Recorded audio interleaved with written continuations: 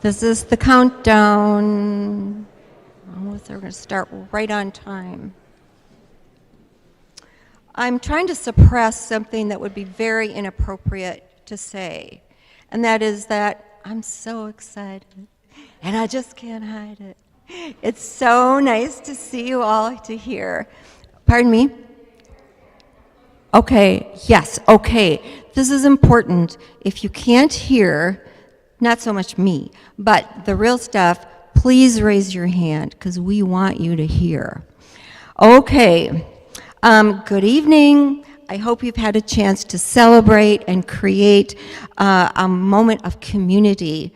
Have a visit with your friends, meet new ones, make new colleagues, and do that invaluable thing called networking. I know I have. I'm Ann Lewis, and I have the privilege to be the convener of the Didier Seminar for Religion and Contemporary Thought.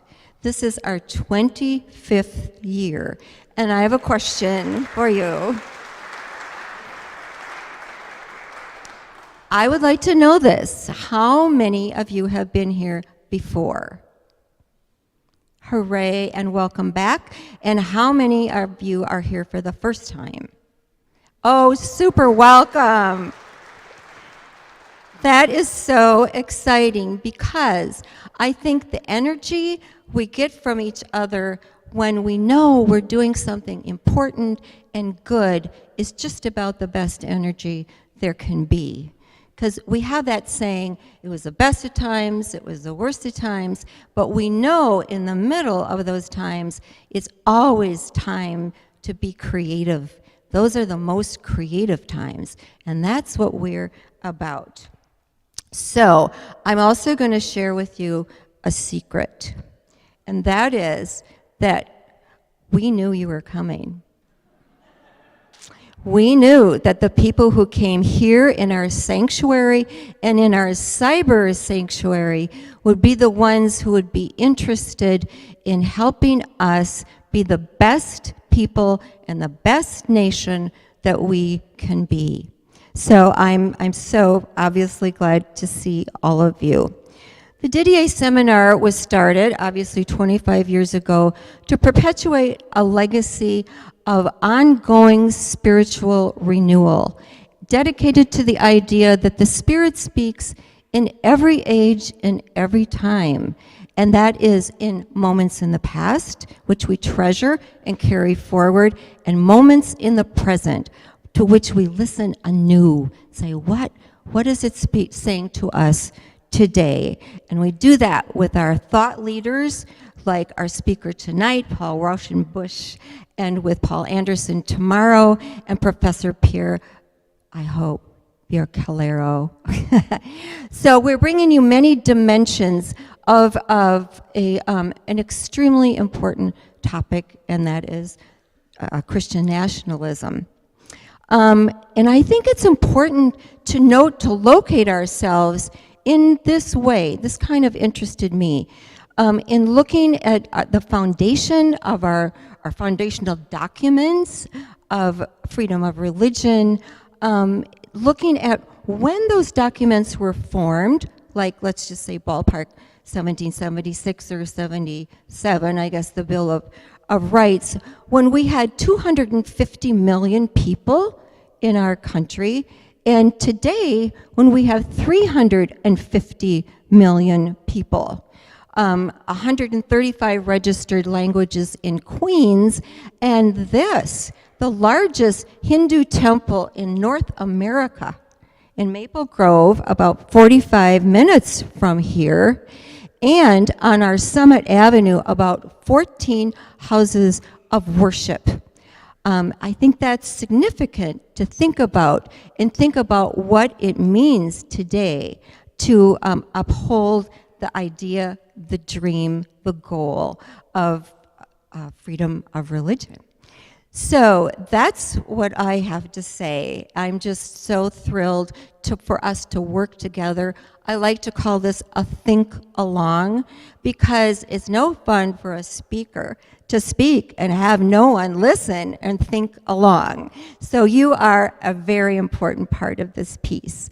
And now I am going to turn this over to our great interim minister, Scott Kennefic, but I already am thinking I forgot something really important, which I bet you're thinking.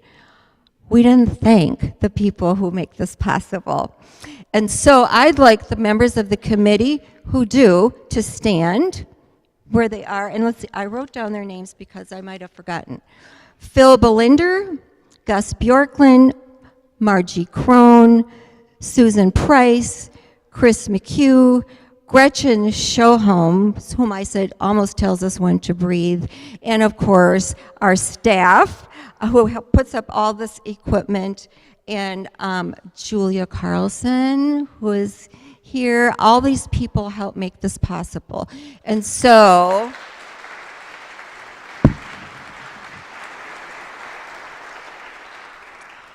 here we go. Scott Kennefic is going to do the formal introduction, and then we are off to the races. Good evening. It's a very good-looking group this evening. Before I introduce Paul, we have to do something very important by letting you know where the restrooms are.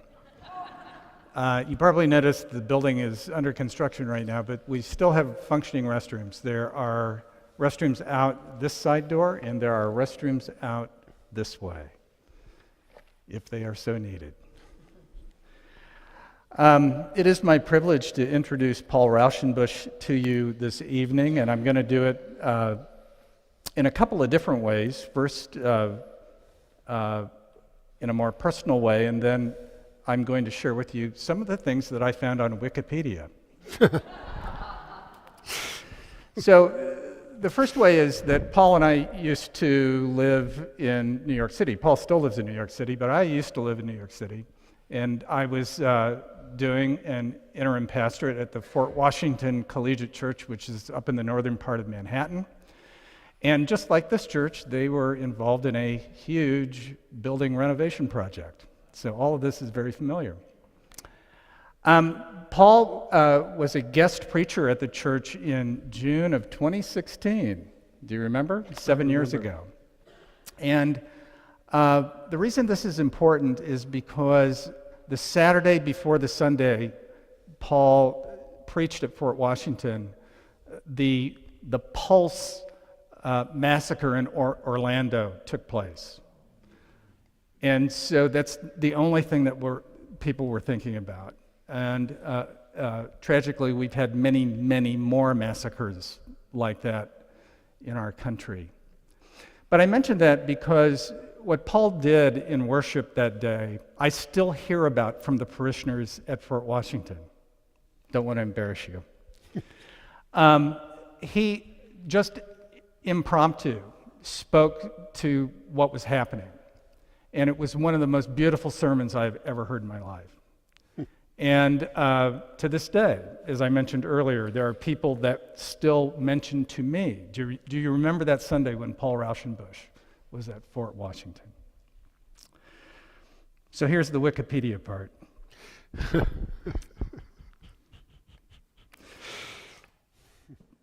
Paul has served currently as the president and CEO of the Interfaith Alliance. He formerly served as the senior advisor for public affairs and innovation at Interfaith America, which was formerly Interfaith Youth Corps. He was senior vice president and editor of Voices at Auburn Seminary. From 2009 to 2015, he was the executive editor of Global Spirituality and Religion for Huffington Post's Religion section, and formerly served as editor of BeliefNet. From 2003 to 2011, he served as Associate Dean of Religious Life in the chapel at Princeton University, and served as president of the Association of College and University Religious Affairs from 2009 to 2011. Paul is an ordained American Baptist minister. He is the great-grandson of the 19th century Baptist cleric and social gospel proponent Walter Raushenbush. And I think he's also the great-grandson, correct me if I'm wrong, of Supreme Court Justice Louis Brandeis. He is, most importantly, a graduate of Macalester College and of Union Theological Seminary in New York. He's married to author Brad Gooch, and they have 2 children. Paul, welcome to the House of Hope. Yeah. Hello, good evening. Is this on? How are we doing? Yeah, we're hearing me? Okay, good. Well, I want to thank all of you for being here tonight. There are several friends, special friends who are here, who I appreciate you coming. I appreciate everyone who's here. I want to thank Pastor Scott for that beautiful introduction. It was very moving that day. I remember it vividly. And Scott is very generous in that because we were all so moved and we were all suffering together. And it was an opportunity, that community, that church, was an opportunity for me to just be myself, human, as not as the preacher, but as a collective of human and grief. And so it was amazing to create a space, Pastor Scott, that you created there, and I'm so glad for the House of Hope that he's in this moment of transition with you. I want to also give my thanks to the committee. I know how much work went into this. None of this happens by accident. I really appreciate it, and the entire staff here at House of Hope. I want to give a special thank you to Anne. Where is she? Right there. So Anne is someone who carries this curiosity, this joy of learning, this craving to know more, almost to where I'm like, calm down, like we're not going to know it all, but she wants to know, and it's beautiful, and I think it's inspiring. And so Anne, thank you so much. This is a gift to all of us that you give, and we just really appreciate it. So one more round of applause.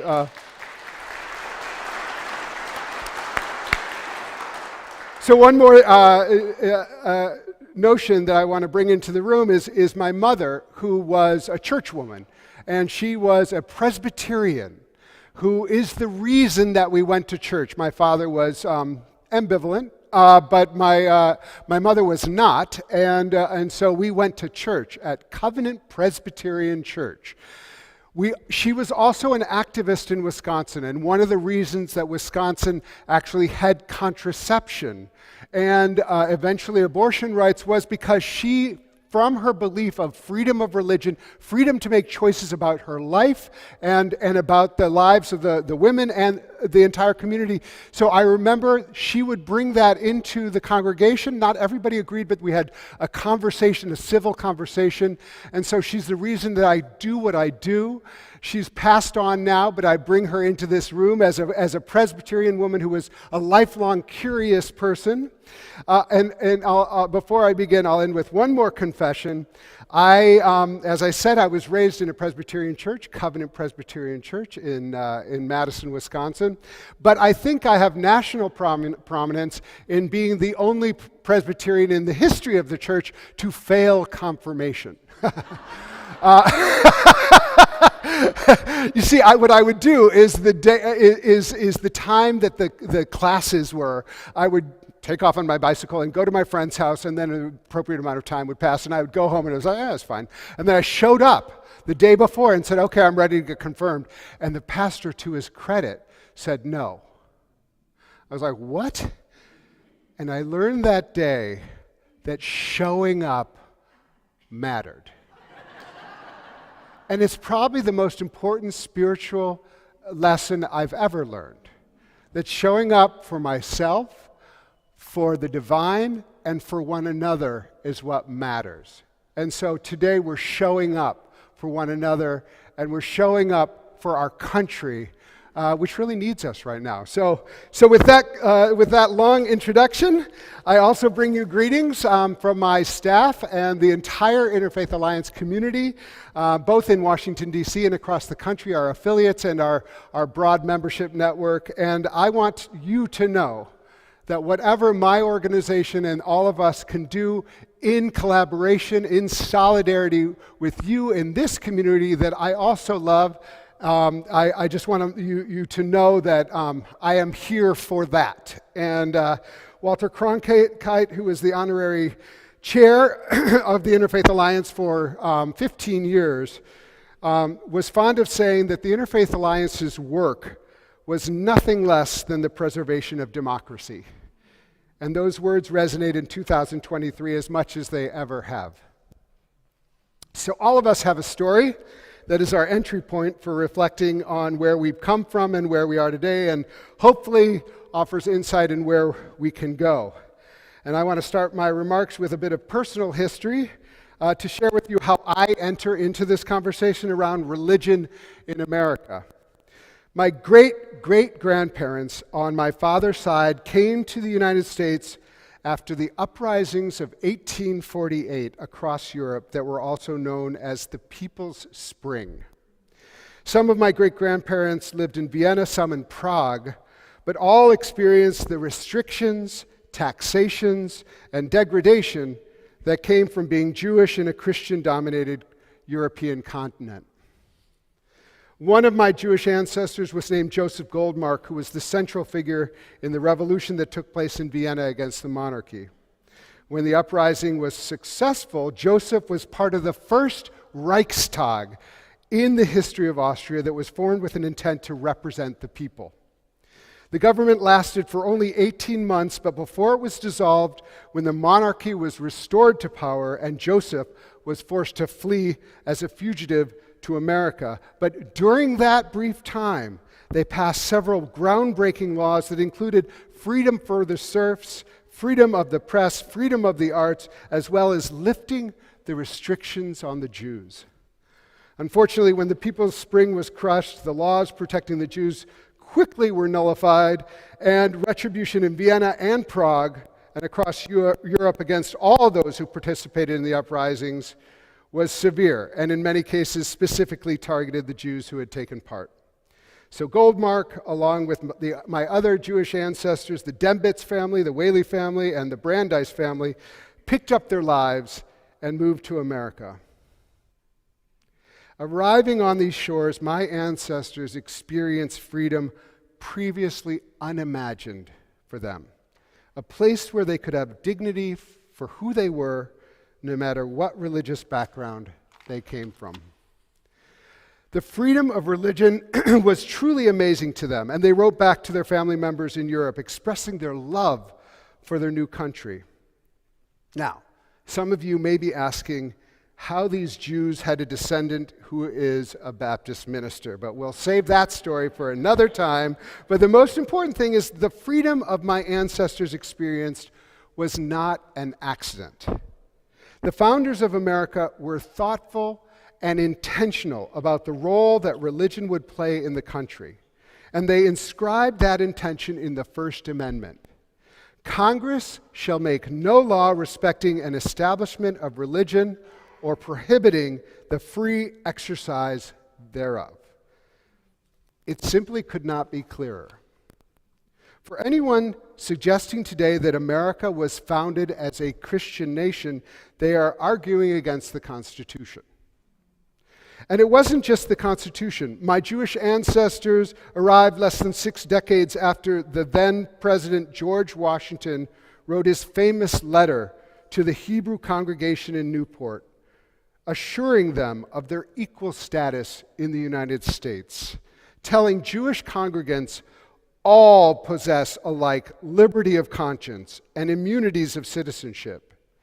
It is now, and I want you to hear this, it is now no more that toleration is spoken of, as if it was by the indulgence of one class of people that another enjoyed the exercise of their inherent natural rights. For happily, the government of the United States gives to bigotry no sanction, to persecution no assistance. And if we need more proof that the founders did not intend the United States to be a Christian nation, the Treaty of Tripoli makes it explicit. How many here have heard of the Treaty of Tripoli? A smattering. I was with you. This is not shame. This is just, it's information. Written by George Washington in 1796 to avoid wars with Muslim nations over trade.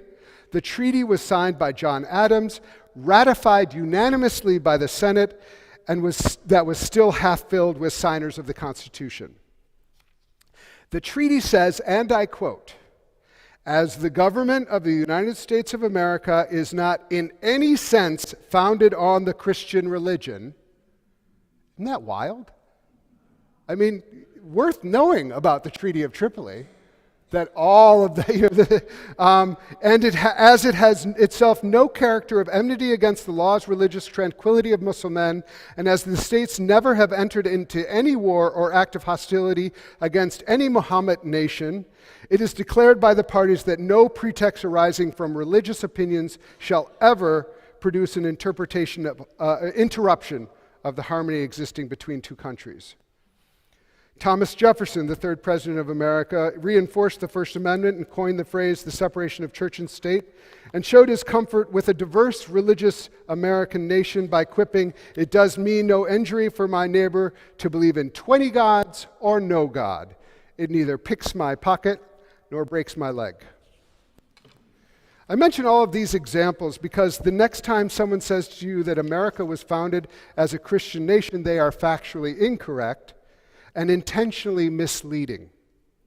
Rewriting history and attempting to superimpose a religious hierarchy onto a country that was founded intentionally and inventionally to do just the opposite.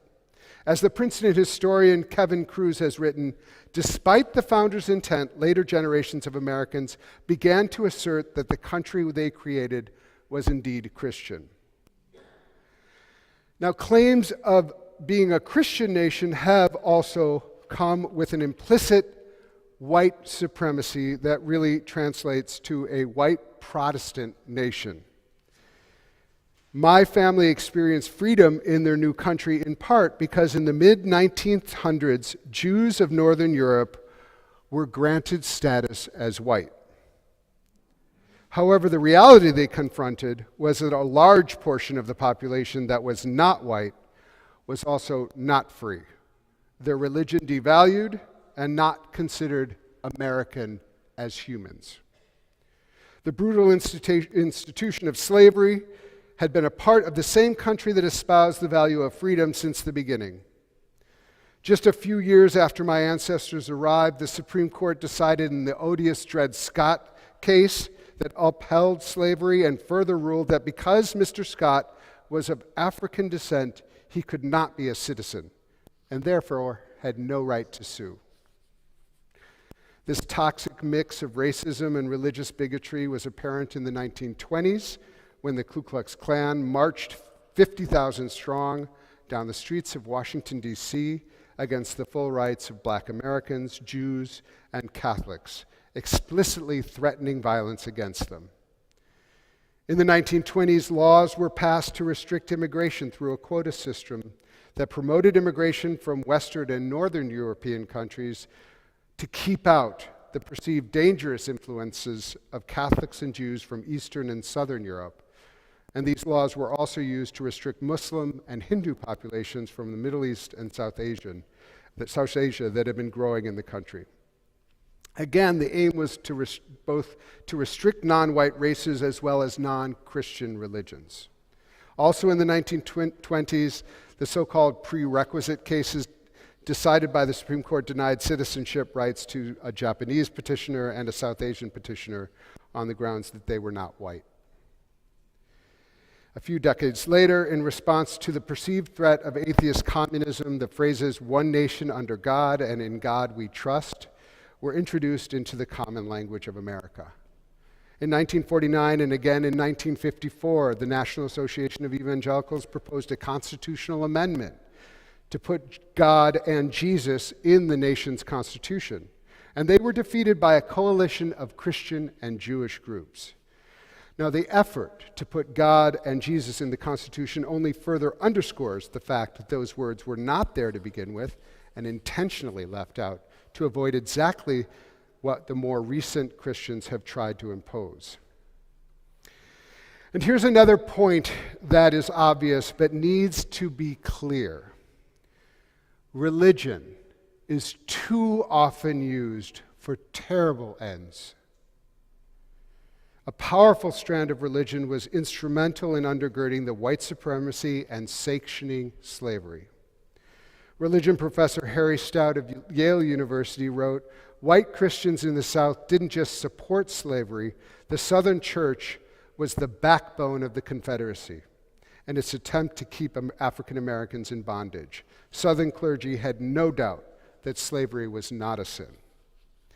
This support of white supremacy and the oppression of black Americans continued after the emancipation, through Jim Crow, the battle over civil rights, and continues on today. Religion claims from the 1600s were also inherent in the doctrine of discovery, used to delegitimate the abrogation of rights and taking of land of indigenous people for the last 4 centuries, and which was renounced by Pope Francis just last month. The examples of religious support for slavery and continued support for white supremacy and the taking of indigenous lands across the continents and attacks on indigenous communities and their beliefs, often in the name of Christianity, is a necessary reminder that while freedom of religion is important, religion itself is not de facto good. When we talk about religious freedom, we have to pointedly ask, whose religion? Whose freedom? The language of the First Amendment makes clear that the freedom to believe as we choose is unalienable, but is not unlimited. The freedom of conscience to believe what we want exists side by side with civil rights that ensure that every one of us can engage in our democracy with equal dignity. How we engage with one another is perhaps summed up in the legal truism, "Your freedom to swing your fist ends where my nose begins." Which brings us to Christian nationalism. How's that for a segue? Okay? All right. Christian nationalism is a serious threat to the principle of religious freedom that America was founded on and represents an existential threat to our democracy. Christian nationalists revel in denying history and proclaiming our country a Christian nation that they conveniently make in their own image. They are determined to impose the imprimatur of their narrow faith tradition upon the laws of the land and using the power of the courts and government. And perhaps most dangerous of all, they use the rhetoric of a Christian nation with its underpinning of white supremacy and xenophobia, patriarchy, and authoritarianism to dictate who is a true American and who will be relegated to a perennial outside status to be tolerated, just in the manner that George Washington declared should never happen. I'm so sorry. I'm going to be, thank you for telling me. The goal of Christian nationalism is the establishment of a theocracy. As Catherine Stewart explained on my podcast, State of Belief, Christian nationalism is an ideology. It is a political movement and a quest for power. And unfortunately, Christian nationalism is not relegated to the shadowed corners of our country. A poll recently released by Public Religion Research Institute and Brookings indicates that close to 30% of Americans are either adherents or sympathetic to Christian nationalism, and that among white evangelical Protestant, that number jumps to nearly 2/3. Over 1 in 4 Americans believe that the United States should declare itself a Christian nation. Not surprisingly, negative attitudes towards the right of black Americans, immigrants, Jews, Muslims, LGBTQ people, and the role of women are remarkably negative and remarkably higher in adherents and sympathizers to Christian nationalism than in the wider population. I can't go through all of it, but it's a very interesting poll that you can find easily. But to focus on race, in the poll conducted by PRI, close to 80% of Christian nationalism disagree with the statement that generations of slavery and discrimination have created conditions that make it difficult for many black Americans to work their way out of the lower class. The poll also shows that among avowed Christian nationalists who who are white, 85 believe that discrimination against whites is as big of a problem as discrimination against blacks. So it's not surprising that Christian nationalists are often behind the efforts to ban African American studies. No wonder they don't want people to say gay. No wonder they're banning books. No wonder there's increased anti-Semitism, Islamophobia, and hate overall. No wonder they are treating immigrants like props and sending them up to New York and DC to score points. It's deeply grounded in a Christian nationalist worldview of how they want our country to look and act, and they're determined to get their way. As Catherine Stewart recently wrote in the New Republic, Christian nationalists are increasingly framing their efforts as a spiritual battle that resonates with many of its followers from more charismatic and Pentecostal traditions. Christian nationalism pits the power of Jesus, their side, versus the power of Satan. Well, I won't speak for all of you, but probably they mean me. This is not only being preached in churches, mind you, but more elected political figures are taking on this language. Governor Stitt of Oklahoma prayed after his re-election, "Father, we just claim Oklahoma for you. Every square inch, we claim it for you in the name of Jesus. And Father, we can do nothing apart from you. We don't battle against flesh and blood, but against principalities and darkness." So what should a person from another religious tradition or no tradition think about their standing when the highest official in the land is praying in such a way as to explicitly put them in a second-class status? Florida Governor DeSantis quoted Ephesians from the Bible when he claimed the mantle of God against all who would oppose him, saying during his campaign, "Put on the full armor of God. Stand firm against the left's schemes. You will face flaming arrows, but if you have the shield of faith, you will overcome them." And in Florida, we walk the line here. Now, you probably noticed that he replaced what in the Bible is the devil with the left. There are so many other examples, but these governors are two of the highest placed politicians in the country, and they are openly calling their opponents agents of evil, which puts politics into the zero-sum realm of spiritual warfare. Okay, one last piece of bad news, and then I promise we will get to the hopeful, productive part of my talk.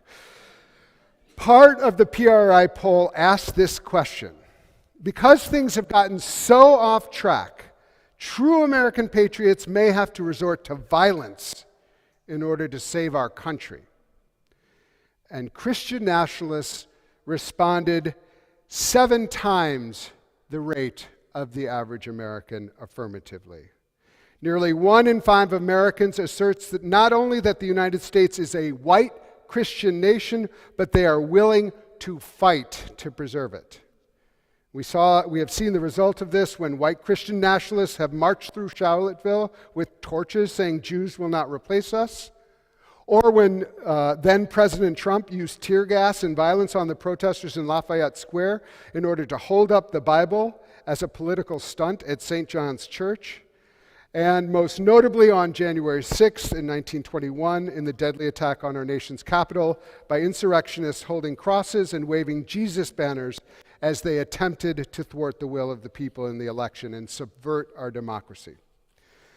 So, I hope that I have convinced you to recognize the wide disparity between the intentions of the founders of our country to create a nation that would be welcoming to people of every religious tradition as well as no religious tradition, and the claims and aims of Christian nationalism in the 21st century. Here's the good news. As of now, Christian nationalism continues to be very unpopular. 70% of Americans reject calls to declare America a Christian nation. Close to 75% of Americans said they preferred a country made up of a diversity of faiths and not just Christianity. 80% of Americans reject the idea that Christians should exercise dominion over all areas of American society. Christian nationalist views on race, gender, immigration, and LGBTQ people are also unpopular and out of step with the American public. Demographic trends are also against Christian nationalism. The people who represent the core of Christian nationalism are older, white, evangelical Protestant Christians, and all of those categories are in decline in this country.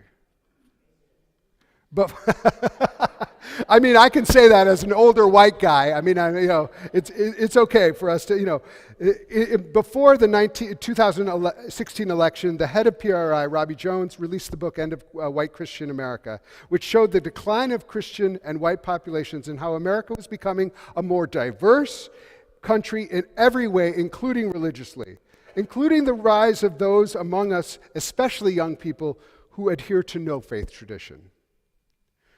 So, what is animating the Christian nationalist movement today is the most powerful and worst motivator: fear. Trump tapped into this fear with his backward-facing MAGA, I don't know. I'm in the Midwest, MAGA, motto in 2016. And just last month at CPAC, Trump warned his followers, this is the final battle. If we don't do this, our country will be lost forever. They have made their goals clear. They are attempting to hold on to power, and as polling shows, they are willing to do almost anything to achieve it. Well, it is up to all of us to make sure that they are not successful. And we will win. We will win. I recently asked Rabbi Sandra Lawson, a black, queer, Jewish woman, what gives her hope in the face of her life at the intersection of so many identities that feel under attack in America. And she said, Paul, we've already won. I see that we are no longer the country that my grandparents lived in. I see the progress that is made. We still have a long way to go, but we have won. And I was shocked by her resilience and her positive worldview. But I recognize a political strategy that insisted that we represented where the country was meant to go and where the country wants to go. We will stand up Christian nationalism by naming it and condemning it, and we will win by showing up and casting a compelling, beautiful vision for our communities, for our cities, for our states, for our country that invites everyone to participate equally with dignity for people of all faith traditions and no faith traditions to live their life freely. Together we will celebrate an inclusive understanding of religious freedom and demand that our religious and moral and ethical commitments around racial equity, marriage equality, freedom of women, public schools, all those deserve equal treatment to those who claim the mantle of religion but mean it to benefit the few. We will support the right that, yes, anyone can believe what they want, but that doesn't mean they can do anything they want. Their right to swing their fist or their faith ends where our noses or our precious lives begin. Interfaith Alliance was formed almost 30 years ago specifically to counteract the outside influence of what was then called the religious right, who claimed that they represent the religious perspective and attempted to impose their vision on the rest of America. And since that time, we have worked with people of over 75 different faith traditions, as well as secular and humanist groups, to offer an alternative vision to how an inclusive religious America could benefit all in our democracy. So, this is our opportunity to show up. We have to show up. We have to show up in school boards. We have to show up in the voting booth. We have to show up in all of our civic religious spaces and insist that America is for all of us, not just some. We have to widen the circle of people who count in America, not restrict it. We cannot let anyone flatten the moral arc of the universe. Najiva. Oh my God. My good friend Najiva Sayed, another just mentor, brilliant. I'm a religious person and a pastor, and I reject Christian nationalism because it corrupts my Christian faith and preaches a false gospel of bigotry. I am an American who loves my country and is grateful to this nation for the safe haven it offered my country 175 years ago. And I love my country enough to want us to recognize our past, repair all that has been harmed, and commit to a future of America of being a place of freedom and justice for all people. I want to show up to defeat Christian nationalism by showing a wide inclusion being led by a love. Maybe especially for the Christian nationalists who may hate or fear me. In our movement, we will fight for everyone, including conservative Christians, to be able to believe whatever they want and take their place in the mosaic of our nation. It is the part of the definition of democracy that we will live our lives side by side with people with whom we will disagree. And my deepest prayer is that we can invite people who think that Christian nationalism is the way they have to live out their Christian faith to join us in a wider circle of people of faith and no faith who truly want to live side by side with one another with mutual respect and understanding. I want to show up with my Jewish, Sikh, indigenous, Muslim, Hindu, Jain, atheist, Christian nations, and with all of you to protect your life to believe as you choose. In our movement, religion will be a bridge, not a bludgeon. In our movement, religion shall celebrate, not discriminate. In our movement, religion shall liberate, not subjugate. In our movement and in our country, religion shall be part of a diverse democracy, not a power grab for an exclusive theocracy. At a recent training an Interfaith Alliance offered in Dallas, Texas, a pastor stood up at the end of the day and told the group, "I feel less alone."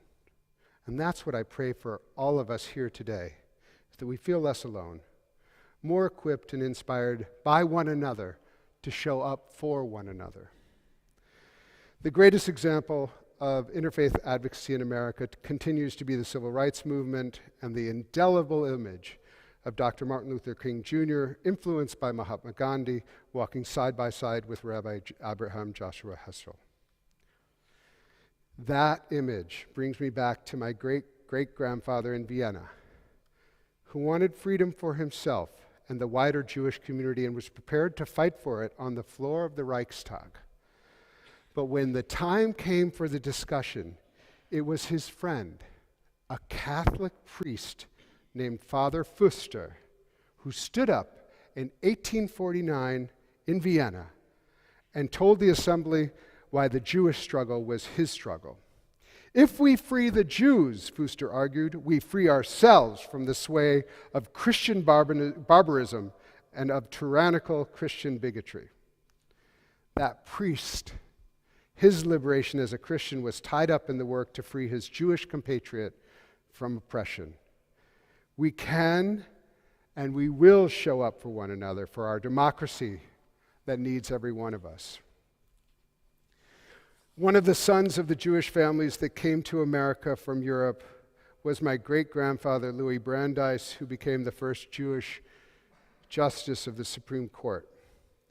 And while he had much to say about the power of the courts and politicians, his most sincere belief was encapsulated in this quote: "The most important political office is that of the private citizen." This is our time. This is our calling. Fellow humans, let's rise up. Let's work together to ensure a welcoming, diverse, and just America that celebrates the many so that we might truly be one. Thank you so much for your attention.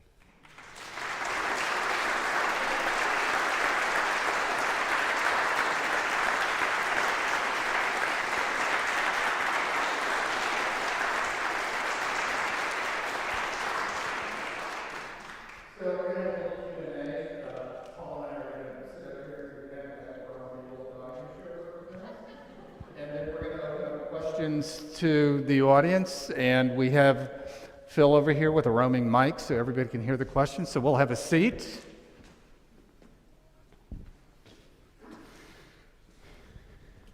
There we go. They're so quiet. So, Paul, you and I were about the same age. Sorry. And so you remember the 1970s, right? Yes, I remember the 1970s. Right, I do too. I was a kid, of course. Yeah, very much. Right.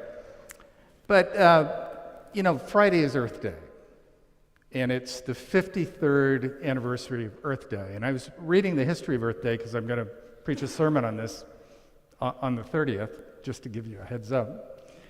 And one of the things I relearned, I had known this before but had forgotten, was in 1970, almost every major religious organization in the United States was gung-ho about Earth Day. And would you believe that included the National Association of Evangelicals? It was front page news in Christianity Today. It was supported by prominent evangelicals like Billy Graham. Do you remember what happened in 1972? Well, one thing that happened was Roe v. Wade. That's right. Yeah. And do you know who also supported Roe v. Wade? The Southern Baptist Convention. That's right. And the National Association of Evangelicals and Billy Graham in Christianity Today. So the point of all this is it hasn't been that long in which this transformation of the evangelical world has taken place. Do you see any hope that we can get back to a place where there's more of a sense of at least a willingness to talk to one another as opposed to being at each other's throats? I think we have to acknowledge that within, and we don't. While I did point the finger at the evangelical, within mainline denominations, there were also very conservative, factions, and so. And I would also say right now, I'm looking at Doug Padgett here, who's like in the front row, is an amazing person who's from a very, an evangelical background, who is leading the fight against Christian nationalism. I think there are so many evangelicals who are saying this does not represent me. I might be very conservative, even on issues but this kind of tendency towards violence, is not where my faith leads me. So I offer the perspective that there are so many good partners that we can't just write off anybody, right.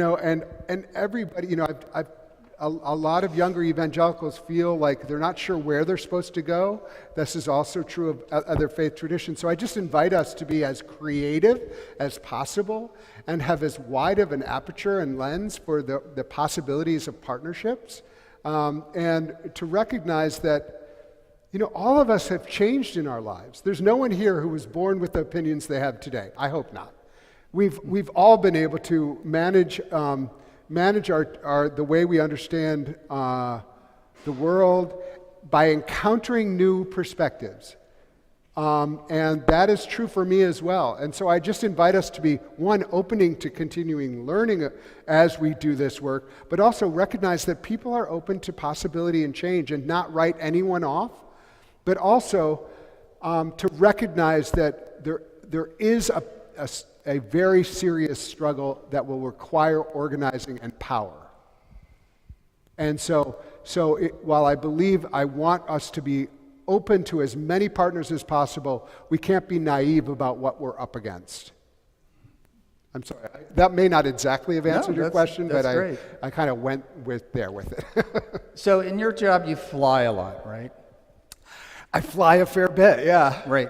So, I've flown a fair amount in my own life too, and those of us who are clergy all have stories about being on an airplane, and you're sitting next to a stranger, and you're trying to make chit-chat, and they ask you the dreaded question. Do you know what the dreaded question is? What do you do? What do you do for a living? Yeah.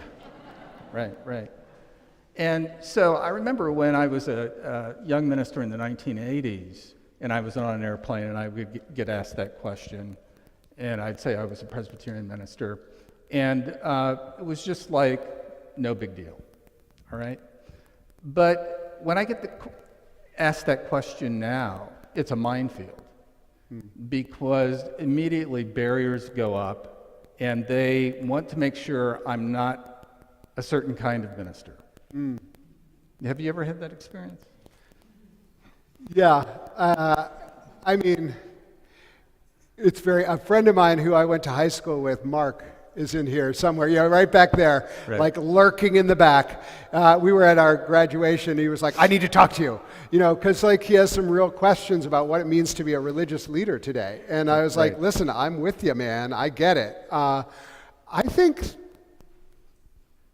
well, a friend of ours, Shane Claiborne, has a T-shirt he's like fond of wearing that says, "I'm the love your neighbor kind of Christian." Right. And I think that's like kind of a nice opportunity. But I also think that there is a genuine curiosity, especially among the young.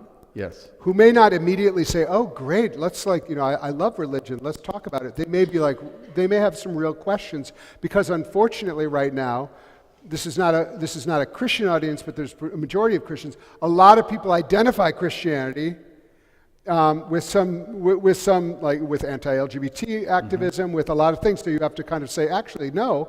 There's a lot of the history of support of LGBT people also has happened in the church, and there's an opportunity, even with those meetings. Like I generally say, I'm a writer. I lie, but I said that too. I lie because it's not a lie. Yeah, right. On Wikipedia, it starts with I'm a writer, but I've also said, oh, I'm a religious person, and then I've had someone preach at me the entire time and not let it go, and I'm just like, no. Yeah, So I see President Marshall over there is like saying, "Oh my God, I know that." So anyway, again, I think it's beholden on me. I won't say everybody should do this, as much as it's possible. And I honestly don't care if people are Christians. Like, I'm not evangelical in that sense. But I actually do love Jesus. And I do love the way Jesus, makes me brave in a way.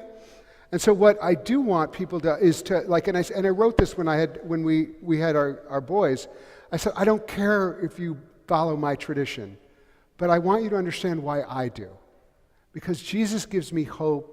Jesus gives me a way of imagining continuing in the face of terrible difficulties, and that there's a movement towards rising together. So what I invite us to do as we try to imagine how religion will be a part of American society in a beneficial way is to embody that as strongly as possible, as boldly as possible, and so that people might say it and say, "Oh, that's actually kind of great." And I know you've had this as much as I have. Right. I didn't know there were ministers like you. No, that people say that to me all the, I've never met a minister like you. Right. And that's like liberating for them in a small way, that I don't care if it means they're going to church next week, but that they have some sense of, these are also my neighbors who I welcome in the American democracy, just as we welcome people of other faith traditions and no faith traditions. Right. Wonderful. Thank you. The reason I ask that is because many people have made the observation is that the word Christian has become associated with things that are like totally the opposite of Jesus' teachings. Compassion, love, empathy, nonviolence, that kind of stuff. And so how can more mainstream religious people, regardless of their tradition, put more of those values into the public square, as opposed to the really kind of destructive conversations we're having now. Yeah, I mean, I'll just say that, as someone who worked in the media for a long time, there's an easy narrative that, and they tend to make themselves very available to the media of bad Christians who say terrible things, and it's very cliquey, and people will cover it immediately, and they know they'll get lots of traffic to their website, which means advertisers. And what I always tried to say, yes, we covered that in Huffington Post, but I said, if those stories do good, the stories of religious people doing good things do even better. So the stories of the Muslims surrounding the church and saying, we're going to protect this church in Pakistan and insist that our sisters and brothers have the ability to worship freely, those stories went phenomenal. Right. And so what as someone, I feel responsible for the media, but I started this with a story about my learning about showing up. And I think the more we can show up, and we do. I mean, one of the things that we did at Interfaith Alliance this year was the Respect for Marriage Act was coming up. And we created a sign-on letter, and we got almost every major religious group in America to sign on to that because they recognized that this was the will of the people. And so when a few people tried to say, oh, this is against religion, Dick Durbin was able to hold up our letter and say, actually, we have 45 groups here from different religious traditions who support this legislation, who believe the religious freedom exemptions are ample, and this is not anti-religious. So we need to show up in a way that insists that actually religion, which is our history. Right. I mean, there was a great article in the New Yorker about the history of PFLAG. And the first meeting of PFLAG, you know where it was? The PFLAG is the Parents and Friends of Gays and Lesbians. It was a very important movement really early on that was radical. Its first meeting was at a church. There's all these different organizations that were founded in church basements that have done amazing work, and we just haven't been as good about telling our story as we might be.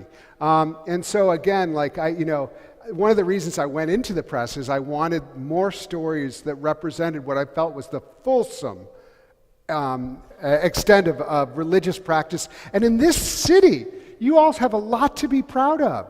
There's all sorts of troubles and all sorts of things, but the example of the way that the Christian Lutheran community responded to the Muslim immigrants, I'm sure it had its pitfalls and ups and downs, but Najiba, there's a good history of immigrants who look out for immigrants and say, okay, there's going to be space for this, and we're going to make it part of our ministry. So there's the example of Minnesota as far as welcoming Somali Muslims is actually used around the country as something that is something I'm sure it's imperfect, but there's ways that we can tell stories that can inspire better stories and that better learning. And I encourage us to not to be the keepers of our story and to tell that story to ourselves also.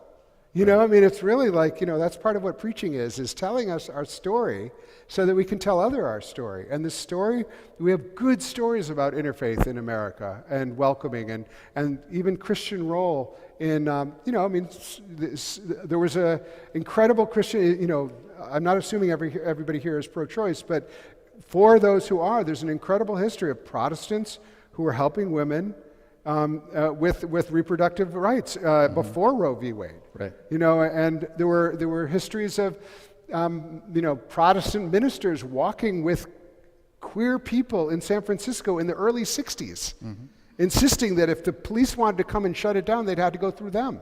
These are histories that we don't hear that much, but they're worth sharing.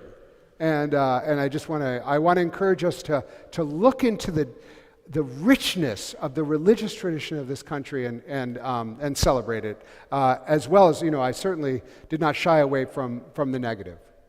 All right, so let's open it up to people here. What questions do you have for Paul? Good evening. My name is Catherine. In spite of my accent, I have been here for 40 years or plus. And I have a question. I would love to have your insights on one dilemma. As you may not know, but our former Governor Cui, who could not be accused of being a Christian nationalist, in 2016 was recommending that we vote for Donald Trump, president. And we have a political system which unfortunately does not represent nuances. You know, we have to choose one party or the other. And we may be in the situation where people who agree totally with your critique of Christian nationalism, as I think most people here would, might still put into power a Christian nationalist for other reason. And I see this as a huge dilemma. And I'm serious, I have no solution, and I would love to have your insight on this. So I'm trying to get to the heart of the question. So what would you say? Sorry. Well, we have a two-party system. Just now, one party has leaders, at least some of them, who are inspired by Christian nationalism. I think we all know that. So I am trying to say that some people may be trapped in a situation where, because they agree with that party for other reasons, but they have to elect somebody who is a Christian nationalist. And I'm saying that Al Cui, in 2016, was in fact in that situation. Okay. Right, so example. And I would like your insight. How do you advise? Yeah, I'm not sure I understand the example. Single issue anti-abortion voters. Oh, yeah. Yeah.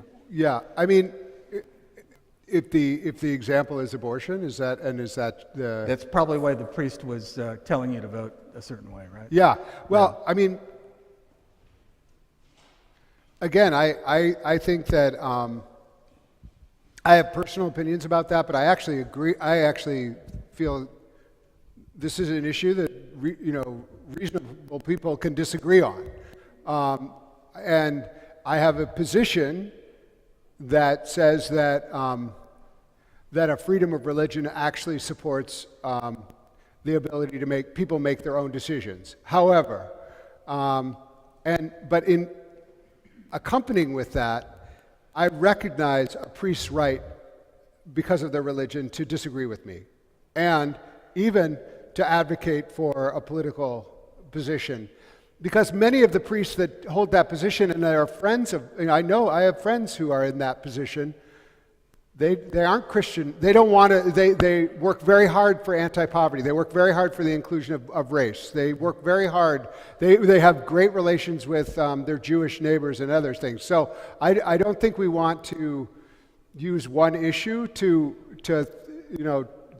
put everyone aside, if that's the nub of your question, or I don't feel like I'm getting it exactly. I'm sorry. I'm not for. Let's talk afterwards. I will. Let me see if I can be helpful. Yeah.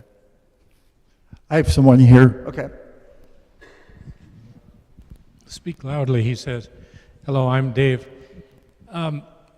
It seems to me Christian nationalists have given Christians a bad name the way Osama bin Laden gave Muslims a bad name.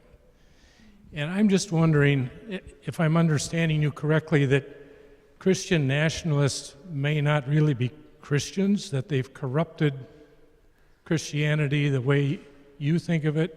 And number two, are Christian nationalists associated with some particular denomination more than others? I'm remembering years ago, Bill Moyers spoke from this treehouse up here and said, I'm a Baptist. But that doesn't tell you much, because Bill Clinton's a Baptist and Jesse Helms is a Baptist. So you got both ends of the political spectrum. Right. And I'm just wondering if Christian nationalists are associated more with one denomination than another. Thank you. My sense is that it's, there's disagreement on like how to define Christian nationalism exactly, and my sense is that we should primarily think of it as a political movement, that is using Christianity and the trappings of Christianity. I don't think anybody would really accuse Donald Trump of being a serious Christian, but I think he uses the language of Christian nationalism in order to rally the crowd. And I think that there is a reluctance among some colleagues of mine. I'd actually be interested to hear what Doug has to say about this, where we are. There's some people who want to say Christian nationalists who, with parentheses and say they're not really Christians. My sense is that we should, as Christians, we should probably own it a little bit and be clear, that there's, that this is not completely not us. And there are some great groups out there. Doug has an amazing group, and there's Christians Against Christian Nationalists that do amazing work. So I think it's, I don't think, I'm hesitant to say, make comparisons to any other faith, but instead to say, I feel like I can't absolve myself and my tradition from the trappings of what is now Christian nationalism, and in some ways I do want to. I want to protect my faith against it, and the truth is that Christian nationalists can show up in mainline denomination. My guess is that a certain percentage of the Presbyterian Church would identify as Christian nationalists, and certainly Catholics and others. So I don't know. I mean, I don't think it's located in a certain way. I think it has become a political ideology that that transcends one area, but just is a rallying cry in this moment, especially in this moment of fear of change of our country, to kind of say this kind of fused with this looking backwards, nostalgia, and so I don't place it in any one particular tradition, but I'm actually think there's lots of people. I think that's a really interesting and important question to wrestle with. Hi, I'm Joe. A little bit more direct in my question. It's about showing up, and I need your suggestion about how to show up. On the one hand, I am very interested in thought. When I think of religion, I think of belief, spirituality, art. Sorry, could you just speak a little bit louder? When I think of religion, I think of art, music, belief, spirituality, thoughts, books. But when I think of having the energy and political power these days, I'm stuck because all I hear is money and guns. So how do I show up? I don't think that needs a response.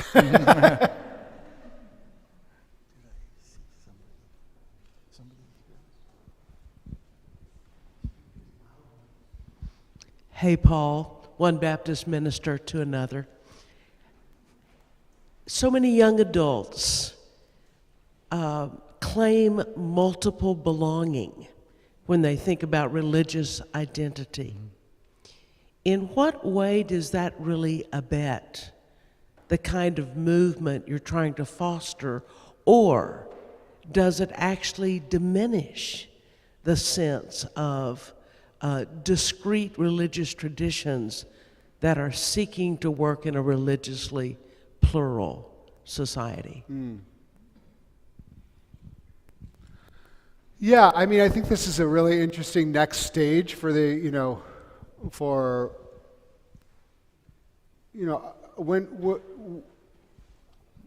when I'll use the example of the organization I lead now. 30 years ago, there was much more attendance and much more adherence to one tradition, and the idea that would that we could talk about, let's get the Jews and the Muslims, and that right now there is I think there's people have multiple identities, as you say, and so the opportunity for coalition building extends much wider and deeper.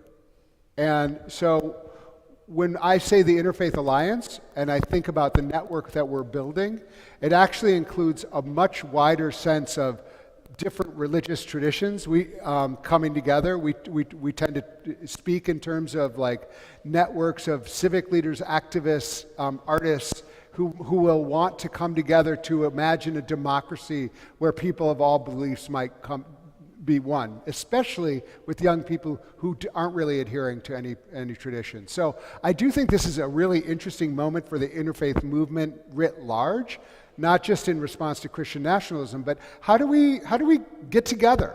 However, that said, congregations like this can be incredibly important for spaces, civic spaces. I'm going to preach about this on Sunday. Civic spaces where people can come together. Now, you're in a very rich civic community in the Twin Cities, but there are places where there's not that civic spaces are under attack. Libraries are under attack. Spaces where people can come together are under attack. Congregations can be spaces where people come together to learn about one another, where people mobilize one another, and they're still incredibly powerful. And religion has a specific power in the American imagination.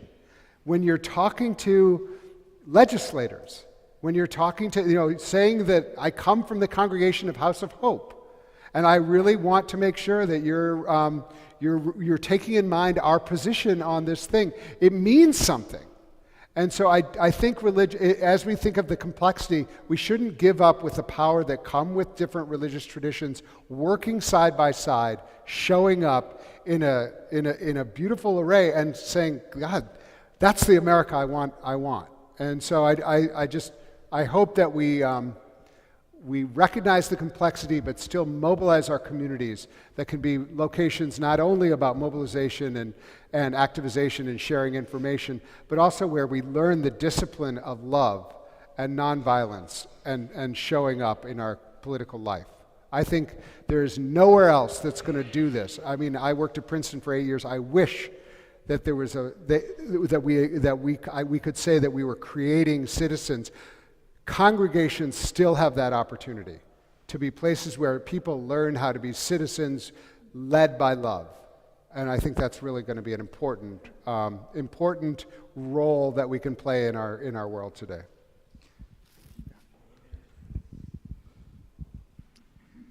I'm Lisa, thank you. I appreciate your message. I think it's really inspiring, and I think part of what I'm hearing and the point about the question on the airplane, I think for what do you do? I'm a minister. I think it's also for all of us. It's maybe on all of us to be a little more out about being Christian, and to be a little bit more outspoken and open in saying, I too am a Christian, so that people can see another side of being Christian that's not the kind of image that you mostly see, which is not the kind of Christian I am. Uh-huh. So I think it's maybe helpful just to be a little more casual about and open about putting that in my conversation as I go about my way. And I think in the last few years, actually after Janine Fletcher, I've been doing that more, and it's interesting. It leads to interesting conversations. People really do a double take, Yeah. It's like, well, I wouldn't have thought that about you. So I think it's maybe a helpful thing. Well, let me say, so I have a radio show, State of Belief, which I've had you on, and you're going to hear the next. And I ask people what gives them hope, and people say, young people give me hope. And I think that, for some reason, there was a while where we were like, oh, young people, gosh, they just don't care. And boy, I actually would love for Najiba to get the microphone next, because I just think that there is and Ramadan Mubarak and Eid Mubarak. I can't believe you're here on Eid. This is such an honor. But anyway, the big thing is that I just want to thank you for saying that, and how hopeful that makes me. And I think that, we have a lot to look forward to. And I felt like, I'm so hopeful because I'm around young people and I get to see like, oh, they have this spirit. They want America to be America. They want religions to be good. I mean, there's a lot to bemoan, but honestly, and so everybody says, like, I would ask them, like, what gives you hope? The young people. And I think that the more we can invite young people as soon as possible into leadership roles and invite them and say, like, how can the House of Hope, this incredible place, serve the next generation? I think it's an opportunity, and I'm incredibly excited for it. And my organization, which is has largely been more older folks, which I am myself. Like, we have an opportunity also to say, like, how do we resource young, inspiring folks? So I'm just like putting that out there, and a reminder that I'm not preaching at anybody else except for myself around like making sure that we just get the young energy and let it lead us. Hello, my name is Ronald.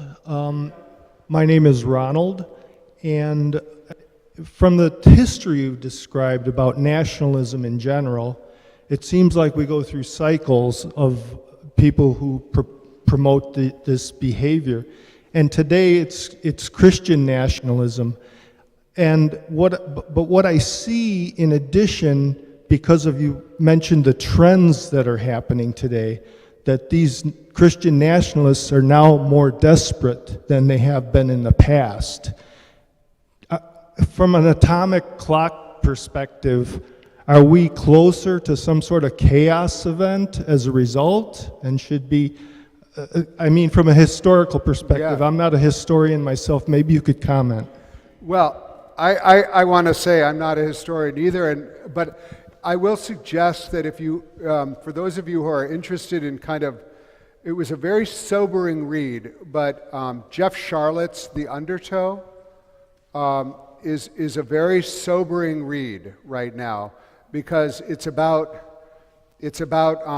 he goes into these largely militias that have lots of guns and lots of unfortunately a lot of fervent belief that is not grounded in facts, and so we're up against that.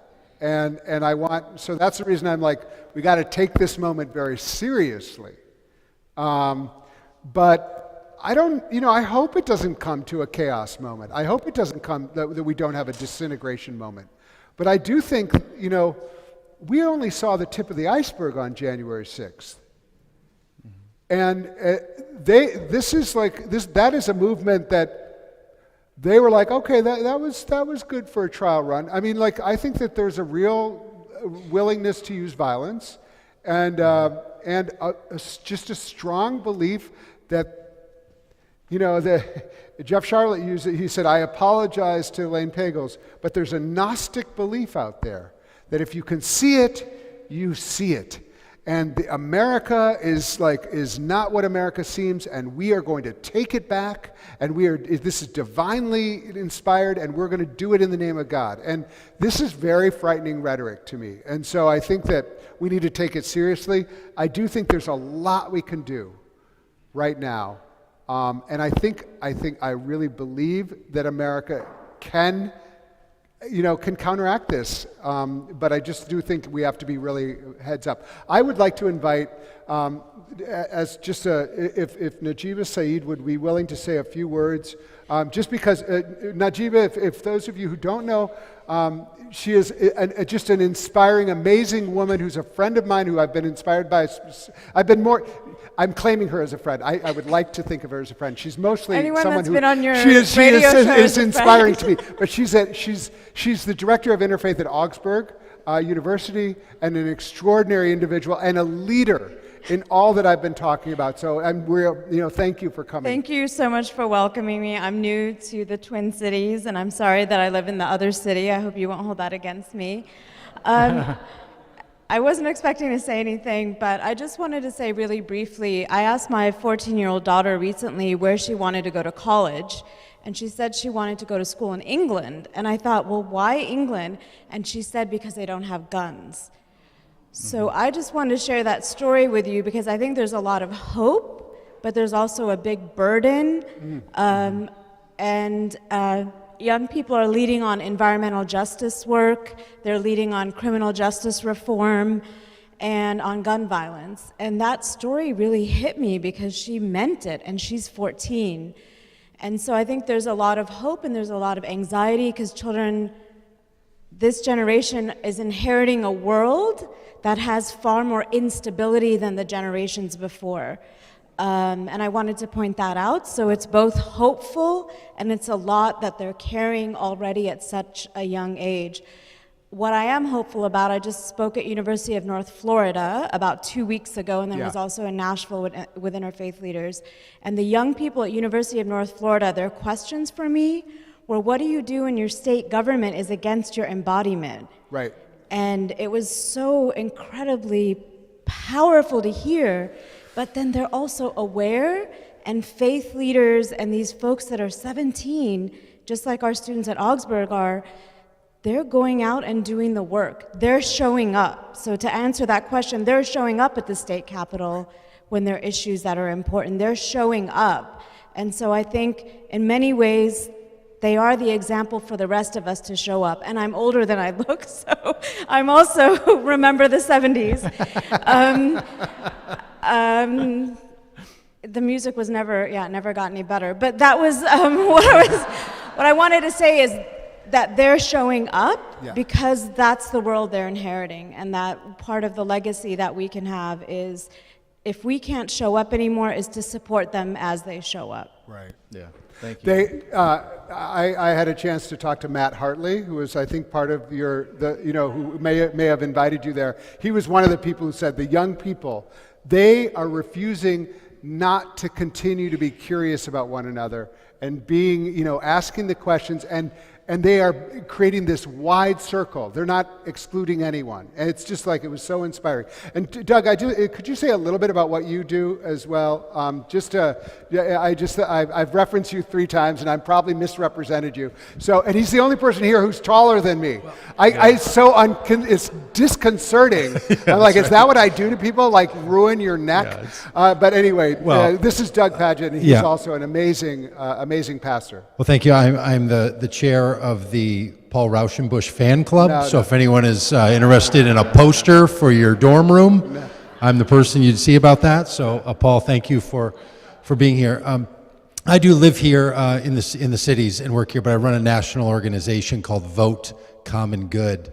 And we help people who have a religious identity and a political identity that became wedded together.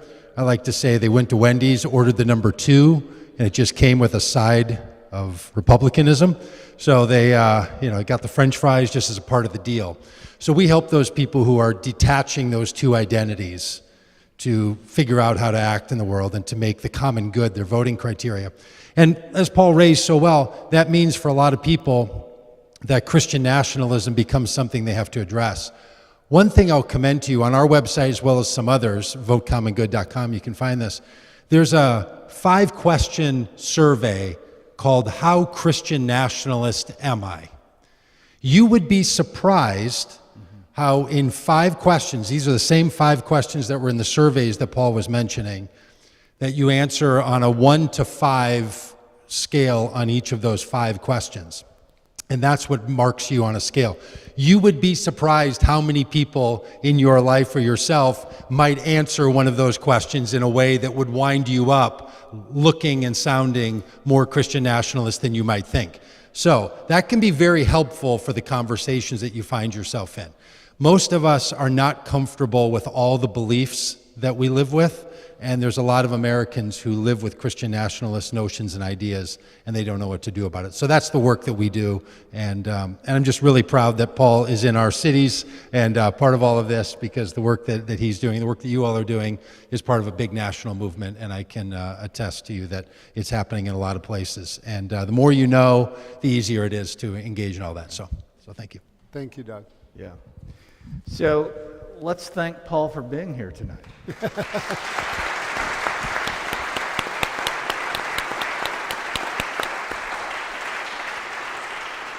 And I invite all of you to come back in the morning. We have a great program beginning at 9:30 with Paul Anderson, who's sitting right over here, retired Supreme Court Justice of the state of Minnesota, who's going to talk about the First Amendment and some other stuff. And even more than that, we'll have coffee and even some great stuff to eat. So I look forward to seeing you in the morning. Thank you for being here.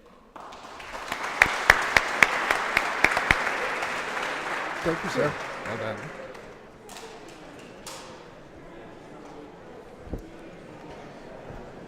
Yeah, my pleasure. My pleasure.